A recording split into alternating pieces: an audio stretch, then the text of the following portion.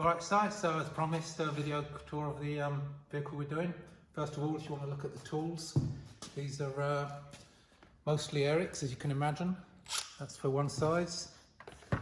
We've got this one as well, and this one, and this one. This is really brilliant. And we've got this one, which we didn't really know what to do with it when we got it, but it's really useful. So you can cut stuff, you can even do your nails, look.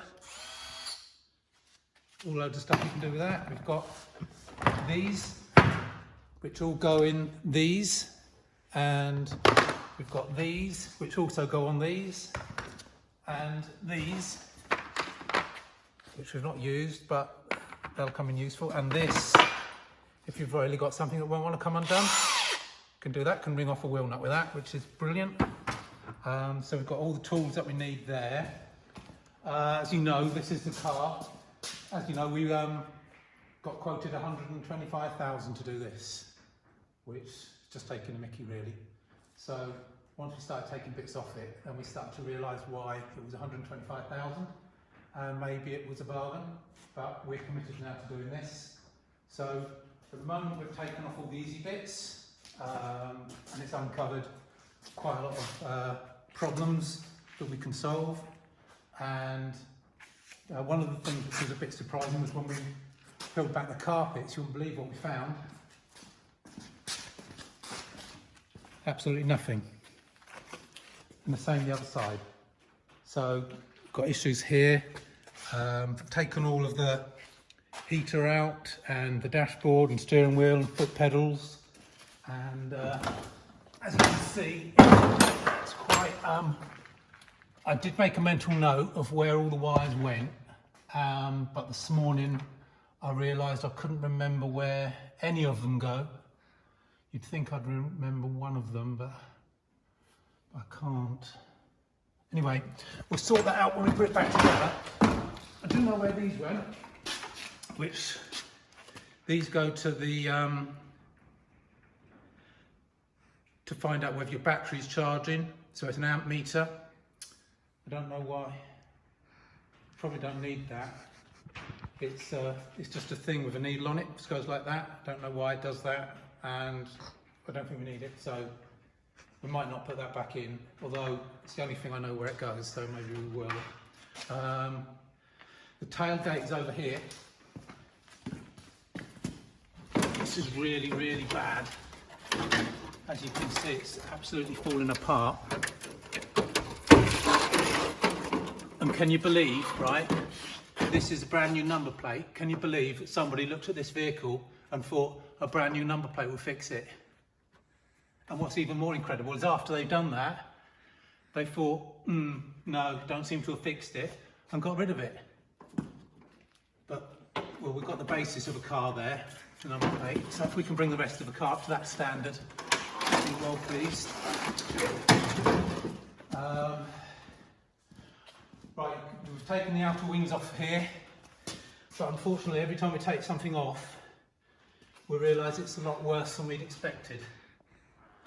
I suppose you've got to remember that this was made 25 years after the end of the Second World War, which we won. We've taken the floor off of here, that was quite good actually. The floor was okay. This here is still quite shiny, as you can see. So, don't know why it's still shiny, but that obviously wasn't a problem, so we can put that back in. So that's one thing that's okay. This is the heater module that we took out, the heater matrix. So I unbolted that. It was just 4 bolts, and then but it wouldn't come out. So I got a big tyre lever behind it and tried to pull it. I won't do that again, that doesn't really work. Actually, there's a radiator in there. This is incredible, and that was still connected. So you never know. You need to look more carefully before you get the iron bar out. This was the air, which I think is quite cool actually. So that's probably really one of the best air intakes you'll ever see. And then, but sometimes they put stuff on it, like maybe they just had some stuff left over from previous cars they've made. like they've put that on it. Why would you want one of those? Didn't even know it was there. It's underneath, you can't even see it. And yet it's in there.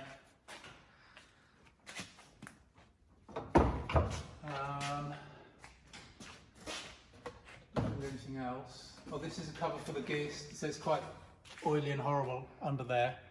So we'll have to, oh, maybe we won't put that back in. Maybe find something else, have a solution to that. It's horrible. So we've got to lift this off. Oh, we don't know what that's for. Steve's been using that. We don't know why he'd use that. Have something to do with it. It's probably because he brought it. So we have to unbolt it from here. These are like outriggers. And you unbolt that, and then you can lift the chassis. There's another one here. You're not supposed to be able to see that. And there's some more under here and at the front. So I think there's about 4 or 5 each side. You undo those, and then you can lift this off of the chassis. We don't know how to do that yet. We might think we can strap something up to the lights. They're quite strong. We'll see. Maybe not. So we've taken all the covers off here, so that's all clear now. And I'll finish doing the wiring today. The roof line has got to come out because we've got to replace this around the roof. It's really rusty up here. So we're hoping that when we take the roof lining out, apparently you can unbolt this aluminium lid off here, and then you're just left with the framework. Then I think when we've done that, we'll then be ready to lift this off. Once we lift this off, then we can bring the chassis out, and then we can start taking all this stuff off here. We actually drove it in here, so most of this works, but we'll have to make sure the water pump, we'll probably redo the water pump, the alternator, anything that might go. There's pipes down here. These are the pipes that went to that heater matrix, so you have to remember that those are there. You want to put it all back together with those old pipes on, because they might leak after you put it all back together and ruin the engine or something. So. Oh, there's another thing that came in here which is a bit surprising, which is this pipe here, which is the oil pressure gauge. It actually brings oil up from the engine to the oil pressure gauge inside. So if you forgot to put that on, that would just fill your cabin all up with black engine oil.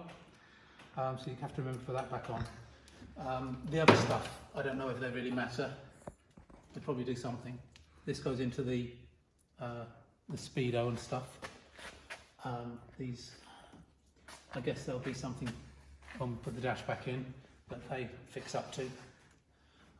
Something's just bolted onto the side here. I don't know whether they used them or not. But yeah, pretty simple.